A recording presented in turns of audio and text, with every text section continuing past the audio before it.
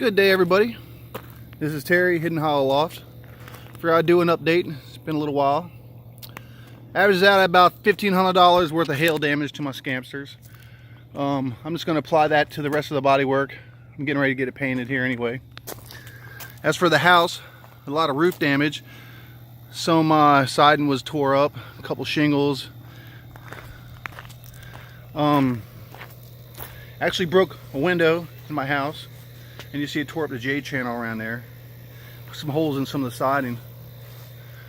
Said about 10 grand for the house with the roof work that it needs. They're going to put a whole new roof on the house, which is good.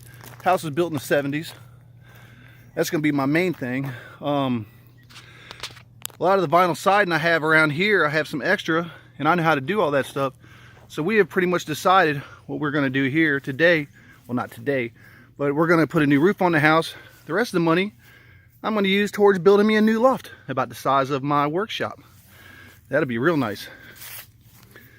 Okay, here I have my two Trenton brothers, Bordeaux hen and a really nice grizzle hen. She's up in there.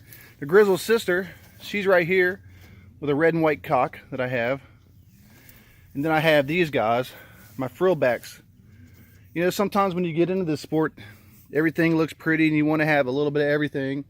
Well, yeah, these are what I really wanted other than my whites. But now that I've had them, all they do is sit around, eat and drink. They haven't done nothing all year. And I'm in the process of, I have them listed on Facebook in the area trying to see if somebody else wants them worse than I do. That's what's going on with these guys. As for my fantails, there's a boy and a girl in there. I was trying to get rid of them too, but now they have a set of eggs in there again. It's the second set they've had since they've been in there.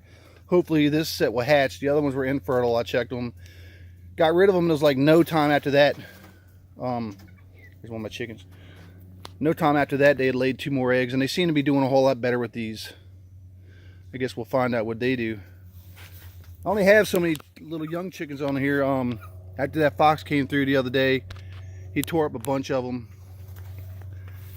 And now pretty much all I have is my older ones, which a lady gave me 5 sex lynx hens the other day, and I'm getting at least 5 eggs a day.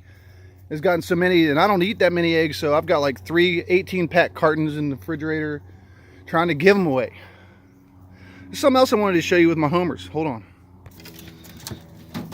This is about it. Started off with 16 in this little box. I know it was way too many. I think that might have been one of my problems.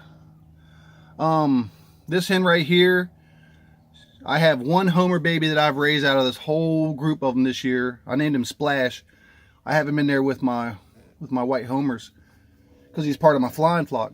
Well, all the other ones, I got so sick and tired of them. Other than my 2 Trentons and a Bordeaux hen that I just showed you, this is what's left of the 16 that I had. I did have to call one because she was really sick, and no matter what I did, she just wouldn't get better, and I just didn't want it affecting everything else. I opened the cage the other day and said, let them fly. Let them go back to where they came from. At the point, I was really upset, and I could really care less. These 4, they stayed. They fly. They come back. They cooped up last night, and I guess they've resettled, which I didn't really think you could do, but I did it. And I don't mind, as long as I can fly them, as long as they're not just sitting in here doing nothing all day. Let's go look at the front. This is a little aviary that they use. This is how they come and go. Get the latch on there. And I know that one's a really good hen because she raised that one for me. The one with the white on her throat. So I'm decided I'll keep these guys right where they're at. As you see, I got this pile of pressure treated lumber on my truck.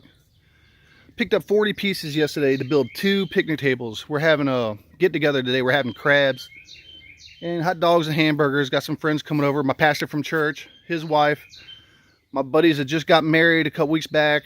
My cousin Jamie and his fiance. And I think there's just 8 of us. 2, 4, 6. Who am I forgetting about? 2, 4. That's it. 8 of us. So yesterday, me and my cousin sat around, took my blueprints, we built this really nice table. I'm actually selling these guys for about 200 bucks a piece now. I got 2 orders today just by posting them on Craigslist. I'm on Facebook, I'm sorry. Materials itself is 115 bucks.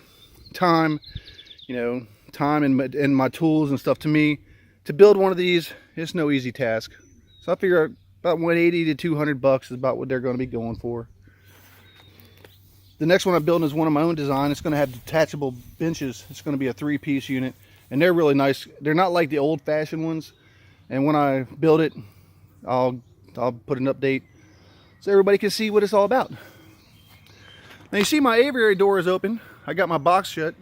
My white homers have been trapping for me. The other day I had 12 of them out, and they all trapped back in, which is cool. But the thing I've been noticing is that I've had them where I haven't had them out for 2 days. And this morning, one of my whites showed up. You know, sometimes they take off, and what I've realized is a lot of these birds, none of my whites have ever flown before. You know, they've flown around in the loft and they've landed on the perches and on top of the nesting boxes, but they've never been outside. They've never been outside. They've never seen a tree. They've never seen a rooftop. So when they get outside and start flying around, I've noticed that they have a hard time landing. They're really unsure, and when you think they're going to land, they change their mind because they get afraid and they fly off, and they sometimes find a nicer place to land. So a couple times now in the evenings, I've had them, a group of 3, actually one night, that tried to land, and they never did, and then it got dark, and then I didn't see them again until the next day when they showed up again. So they all know where home is, but they have a hard time landing. So I've got one, he's landed here 4 or 5 times this morning, and he's probably over there in the top of the neighbor's house like they like to do. But I've got my trap. Like I said, they're all trapping in. I'm trying to get him to come at least get inside the aviary so I can shut that door down. And that'll be the last one, because I thought I was missing one. This morning when I looked outside, I realized, yeah, I was missing one. So let's go into the loft and see what we got going on in there. There's a lot of feathers flying around in here. You see this young homer right here? I named him Splash. He's the only homer I've raised up all year, and that's why I got tired of all the other ones, because I had many babies in those homer pens. But it's like the parents just stopped taking care of them. They weren't doing nothing. So instead of just keep feeding a bunch of stuff that's not producing anything, I let them fly. I guarantee you it was like 6 or 7 of them that actually took off, and I know by the way they were heading when they left, they were going back where they came from. But this is little Splash. He's the only homer I've raised up. And he's flown around outside already, and they're learning. All these guys are learning. You see my little flock here I got going on? I have 21 whites, solid whites now. I've got them sitting on 2 eggs right there. And if you look down on the floor down there, there's 2 of my oldest babies. And they're doing great. And I'm really happy because they're just going to add to the flock. Now, Peter Rahman from 5 and 10 Loft, you know, just recently, he sent me 3. There's one of them. I believe that's number 2. And number 3 is in there somewhere. I know they're all here because I counted them all out earlier this morning. So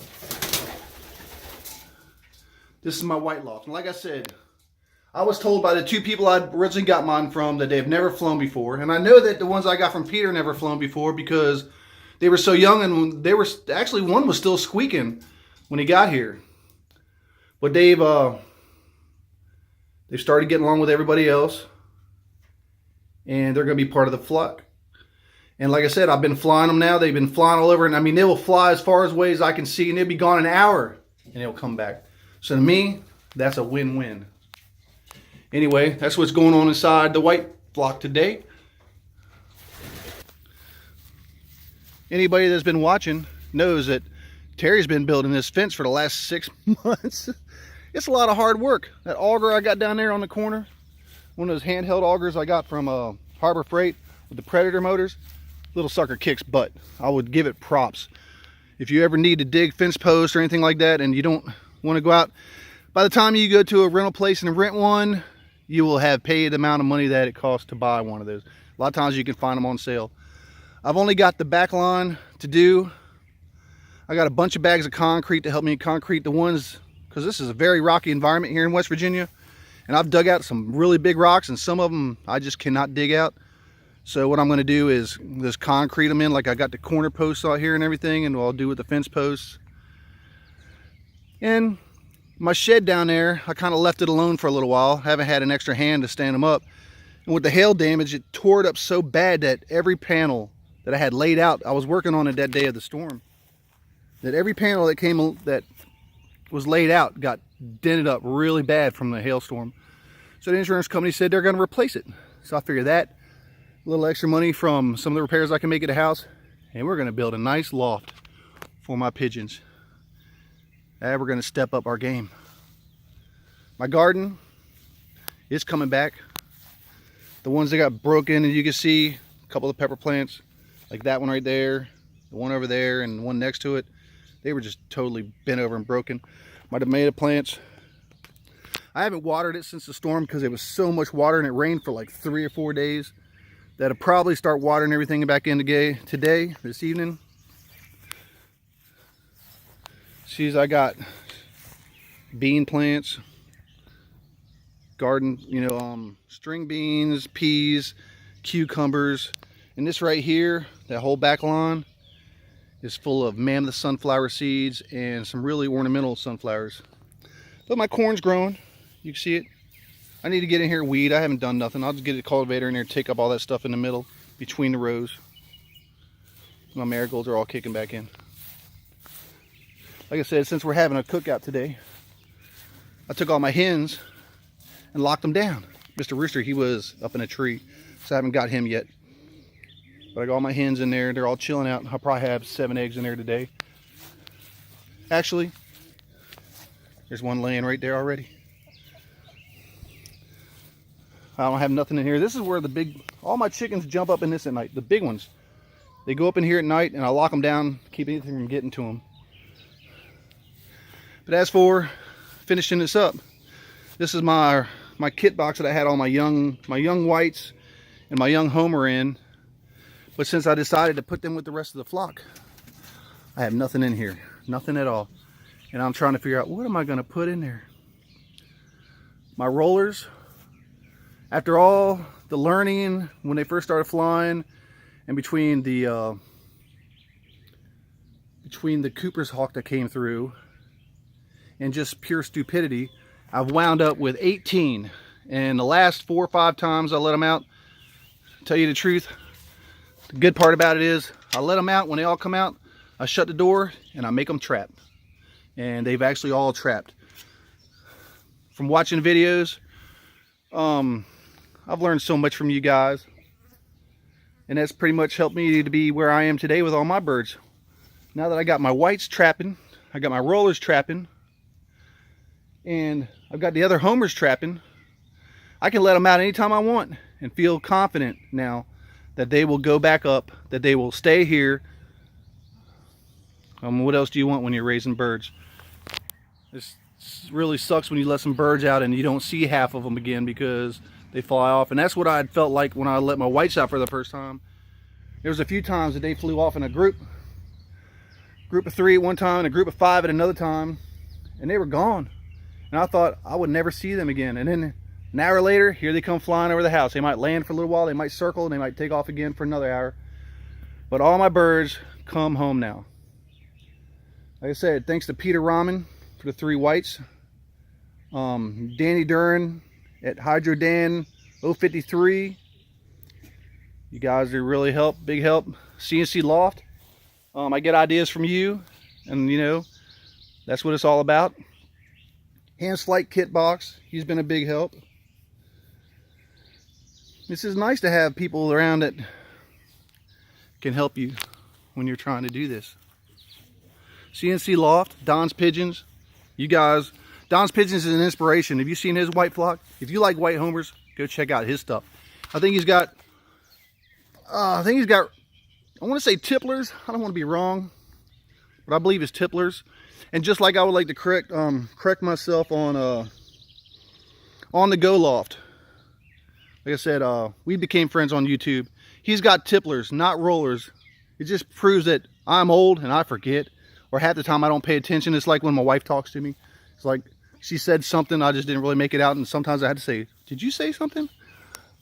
But altogether, This is basically, said, $10,000 damage worth to the house, about $4,000 worth to my truck, and about over $5,000 to the new Challenger we have, and about $1,500 to the Scamp. So this is Hidden Hollow.